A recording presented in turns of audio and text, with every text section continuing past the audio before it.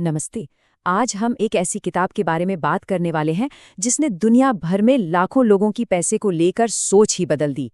जी हाँ, हम बात कर रहे हैं रॉबर्ट कियोसाकी के रिच डैड पुअर डैड की।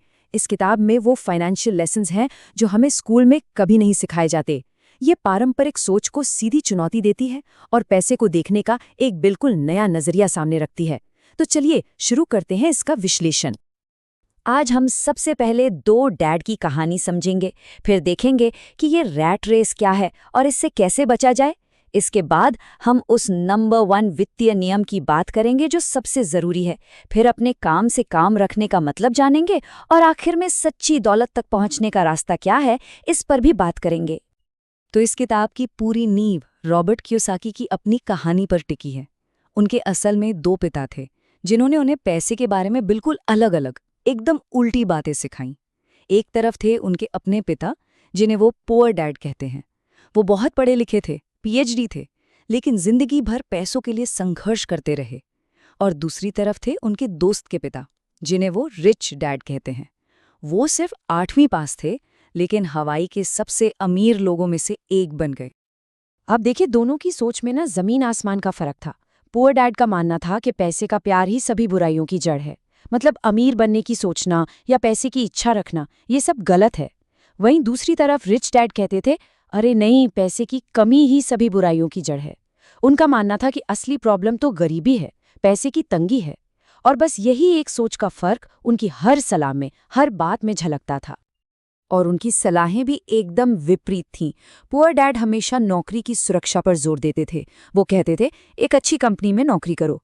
तो रिच डैड कहते थे, मालिक बनो, एक अच्छी कंपनी खरीदो। पुअर डैड मानते थे कि घर सबसे बड़ी संपत्ति है। रिच डैड उसे देनदारी कहते थे।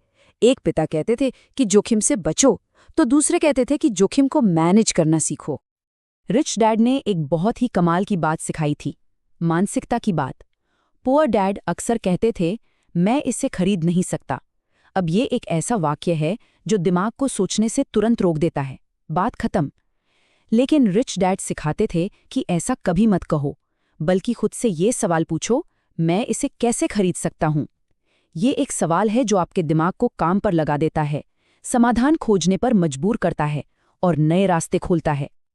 असल में रिच डैड का दर्शन सिर्फ पैसे के बारे में था ही नहीं, वो मानसिकता के बारे में था। वो कहते थे, देखो, कंगाल होना और गरीब होना दो अलग अलग बातें हैं। कंगाली तो एक टेम्पररी सिचुएशन है, मतलब आज किसी के पास पैसे नहीं है, कल हो सकते हैं।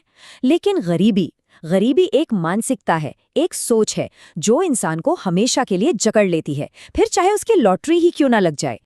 चलिए अब उस मेन प्रॉब्लम की तरफ चलते हैं जिसे ये किताब सुलझाने की कोशिश करती है। वो अंतहीन चक्र जिसमें ज्यादातर लोग फंसे हुए हैं, जिसे कहते हैं द रैट रेस। तो आखिर ये रैट रेस है क्या? ये एक कभी ना खत्म होने वाला चक्र है। सुबह उठो, काम पर जाओ, तनख्वाह लो, उससे बिल चुकाओ और फिर अगले महीने यही सब दोहराओ। लोग अक्सर ये सोचते रहते हैं कि अगर पैसा थोड़ा और बढ़ जाएगा, एक प्रमोशन मिल जाएगा, तो शायद सब ठीक हो जाएगा। पर असल में ऐसा कभी होता नहीं है। ये एक जाल है। और पता है ये रैट रेस चलती कैसे है? भावनाओं से। सब कुछ शुरू होता है डर से। बिल न चुका पाने का डर, नौकरी छूट जाने का डर। यही डर हमें रोज सुबह काम पर धकेलता है। फिर जब तनख्वाह हाथ में आती है तो डर की जगह ले लेता है लालच और इच्छा। हम उन सभी चीजों के बारे में सोचने लगते हैं जो हम खरीद सकते हैं, और हम खर्च कर देते हैं। लेकिन जैसे ही खर्चे बढ़ते हैं, वो डर और भी बड़ा होकर वापस आ जाता है, और ये चक्कर बस चलता ही रहता है।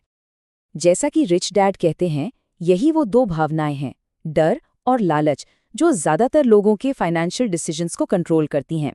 डर उन्हें एक सुरक्षित नौकरी के पिंजरे में कैद रखता है, और लालच उन्हें वो चीजें खरीदने पर मजबूर करता है जिनकी शायद उन्हें जरूरत भी नहीं, और बस वो इसी चक्कर में घूमते रहते हैं। तो सवाल ये है कि इस चक्र को तोड़ा कैसे जाए। इसकी चाबी रिच डैड के पहले और सबसे बुनियादी सबक में छिपी है।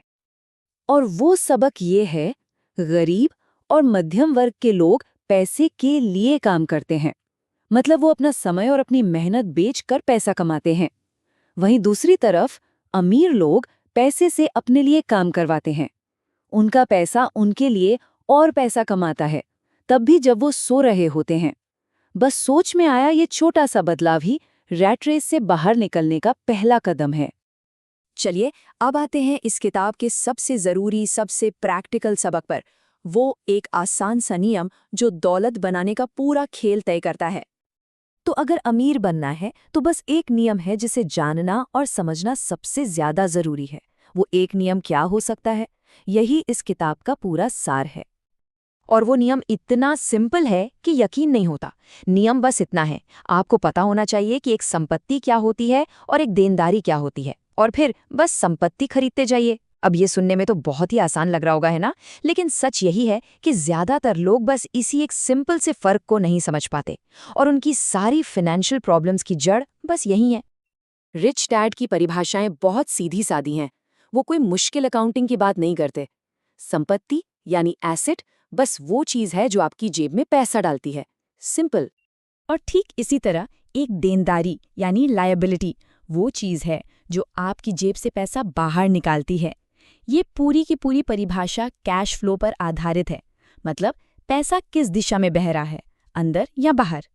चलिए इस अंतर को समझने के लिए अलग अलग लोगों के कैश फ्लो पैटर्न को देखते हैं। मतलब पैसा असल में कहाँ से आता है और कहाँ जाता है। सबसे पहले एक गरीब व्यक्ति का कैश फ्लो। उनके लिए पैसा एक सीधी लाइन में चलता है। नौकरी से इनकम आई और वो सीधे सीधे टैक्स, किराया, खाने पीने जैसे जरूरी खर्चों में चली गई। कहानी खत्म। उनके पास कोई संपत्ति नहीं है जो इनकम पैदा करे।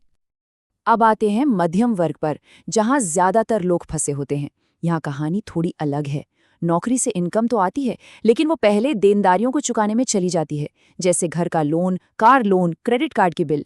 और फिर जो कुछ बचता है वो खर्च होता है। वो असल में देनदारियां खरीदते हैं, ये सोचकर कि वो संपत्ति खरीद रहे हैं, और यही देनदारियां उनकी इनकम को खा जाती हैं और उन्हें रैट रेस में फंसाए रखती हैं। और अब देखिए अमीरों का कैश फ्लो। यहाँ पूरा खेल ही अलग है। यहाँ इनकम का मेन सोर्स नौकरी नहीं है, बल्कि उनकी संपत्तियां हैं, जैसे रियल एस्टेट से आने वाला किराया, स्टॉक से डिविडेंड या बॉन्ड से इंटरेस्ट। इन संपत्तियों से जो पैसा आता है वो उनके खर्चों को आराम से पूरा कर देता है, और जो पैसा बचता है उसे वो और ज्यादा संपत्तियां खरीदने में लगा देते हैं। ये एक ऐसा चक्र है जो अपने आप बढ़ता जाता है और उन्हें और अमीर बनाता है। और यही सबसे बड़ा पॉइंट है।